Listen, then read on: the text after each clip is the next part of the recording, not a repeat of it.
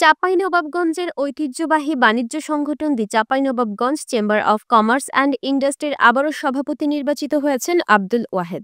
ফলে ১১তম বারের মতো তিনি এই ব্যবসায়ী সংগঠনটির সভাপতি হিসেবে দায়িত্ব পালন করবেন।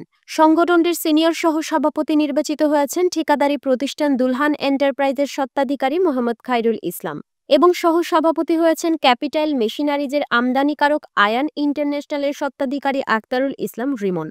মঙ্গলবার দুপুর ২টায় চেম্বার ভবনে ২০২৪ থেকে ২০২৬ মেয়াদের নতুন নেতৃত্ব নির্বাচনের জন্য নির্বাচন বোর্ডের চেয়ারম্যান অ্যাডভোকেট মোহাম্মদ সোলাইমান বিশুর তত্ত্বাবধানে নতুন পরিচালকদের অনুষ্ঠিত সভায় সভাপতি, সিনিয়র সহসভাপতি এবং সহসভাপতি নির্বাচন অনুষ্ঠিত হয়।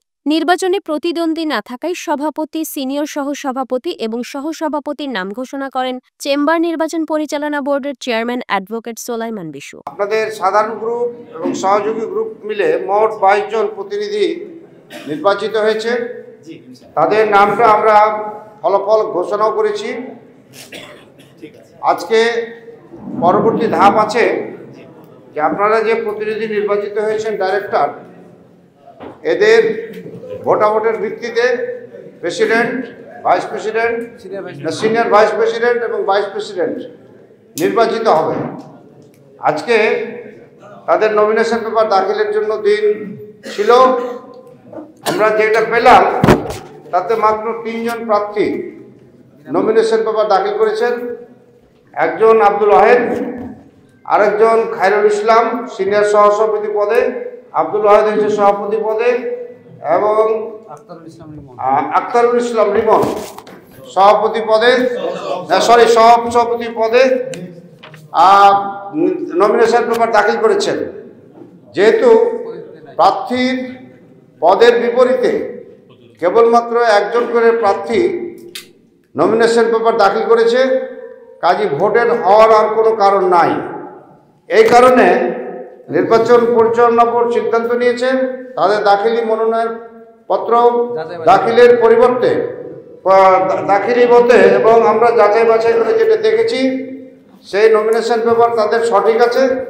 এ ভিত্তিতে আজকে আব্দুল ওয়াহেদ সভাপতি, খায়রুল ইসলাম সিনিয়র সহসভাপতি, আক্তারুল ইসলাম রিমন সহসভাপতি হিসাবে তাদেরকে নির্বাচিত ঘোষণা করা হলো।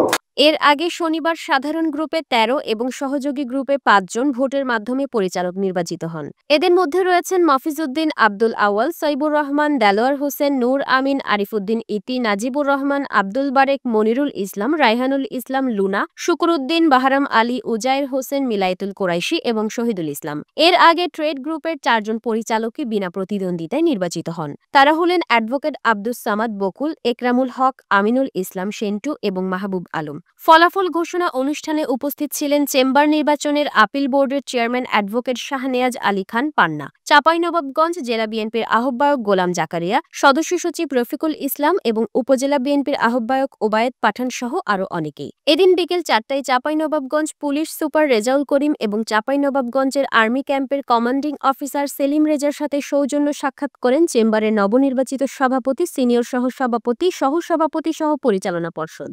বর্তমান চেম্বারের কার্যনির্বাহী পরিষদের মেয়াদ আগামী ৩১ ডিসেম্বর পর্যন্ত আছে।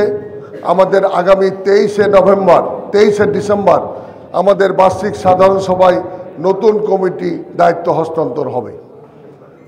আমি আপনাদের আজকে বলতে চাই, গত ৩ মাস আগে আমরা নির্বাচন বোর্ড, আপিল বোর্ড ১২০ দিন আগে গঠন করার পরে নির্বাচন বোর্ড, আপিল বোর্ড বাণিজ্য সংগঠন বিধিমালা অনুসারে তারা নির্বাচনী তফসিল ঘোষণা করেছিলেন এবং দীর্ঘ ৩ মাস নির্বাচন বোর্ড, আপিল বোর্ড অত্যন্ত পরিশ্রম করে তাদের মূল্যবান সময় দিয়ে এই চেম্বারে সুষ্ঠু এবং প্রতিদ্বন্দ্বিপূর্ণ নিরপেক্ষ নির্বাচন উপহার দেওয়ার জন্য আমি আমার গোটা জেলার ব্যবসায়ীদের পক্ষ থেকে নির্বাচন বোর্ড এবং আপিল বোর্ডকে ধন্যবাদ জ্ঞাপন করছি। প্রিয় ব্যবসায়ী এবং সাংবাদিকবৃন্দ, the Chapainawabganj chamber of commerce and industry একটি অরাজনৈতিক পেশাজীবী সংগঠন। আমি আমার নির্বাচনী ইশতেহারে এবং নির্বাচনী মিটিংগুলোতে বলেছি, এই প্রতিষ্ঠান সকল দল মত নির্বিশেষে একটি নিরপেক্ষ প্রতিষ্ঠান হিসাবে আমরা পরিচালনা করব, অতীত করেছি, আগামী দিনে করব।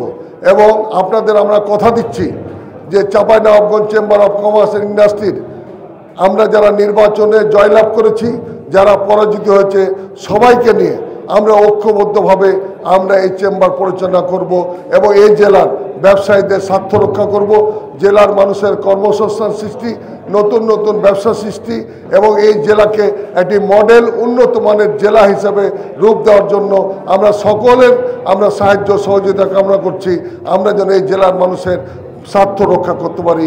এই জন্য আমি জেলার সমস্ত ব্যবসায়ী, রাজনীতির সংগঠন, রাজনীতির নেতৃবৃন্দ, প্রশাসন সহ সরকারের দায়িত্ব বিভিন্ন কর্মকর্তা সহ আমার সাংবাদিক ভাইদের সহ আমি চাঁপাইনবাবগঞ্জের সুধীমণ্ডলীর সাহায্য সহযোগিতা কামনা করছি, যেন আমরা এই চেম্বারকে একটি অরাজনৈতিক এবং ব্যবসায়ী এবং জেলার উন্নয়নে আমরা কাজ করতে পারি। এই জন্য আমি সবার সাহায্য সহযোগিতা কামনা করছি। এবং আমাদের অত্যন্ত এই জেলা অর্থনৈতিকভাবে আমরা গর্ববোধ করি। আমাদের চাঁপাইনবাবগঞ্জে প্রতি বছর 3.5 থেকে 4 লক্ষ মেট্রিক টন আম বিক্রি করে আমরা প্রায় 2,500 কোটি টাকা আমরা অর্জন করে থাকি।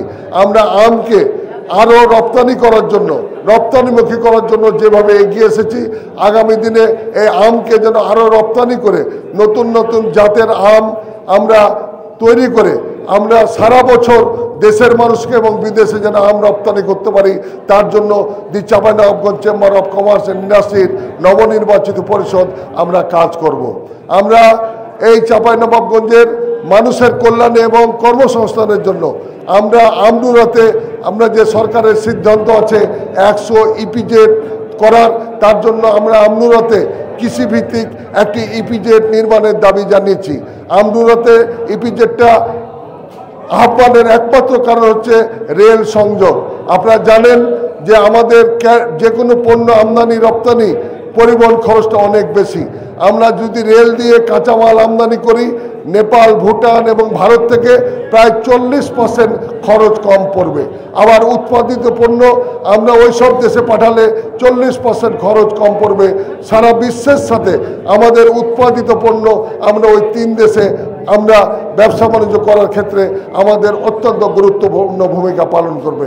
পাশাপাশি আমাদের রেলের মাধ্যমে আমরা আমদুরাতে কৃষিভিত্তিক ইপিজেড হলে আমরা মোংলা পোর্ট ব্যবহার করে সারা পৃথিবীর আমরা বিশ্বের যে কোনো দেশে আমরা আমদানি এবং রপ্তানি করতে পারবো।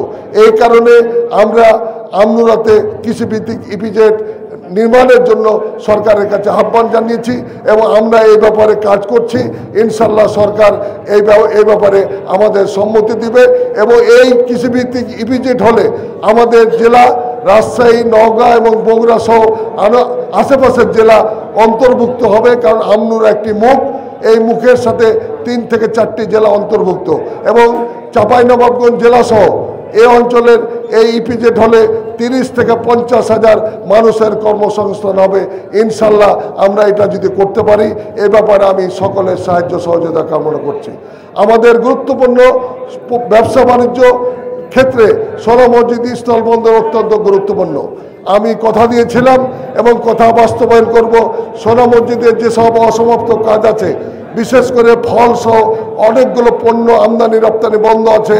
ইনশাল্লাহ আমরা এই পোর্ট দিয়ে বেনাপোল, ভমরার মতো সকল পণ্য যেন আমদানি হয় এবং সোনামসজিদ স্থলবন্দরের দীর্ঘদিনের যে দাবি উন্নয়ন করার, আমরা এই ব্যাপারে সরকারের সাথে ঐক্যমত রেখে আমরা কাজ করব।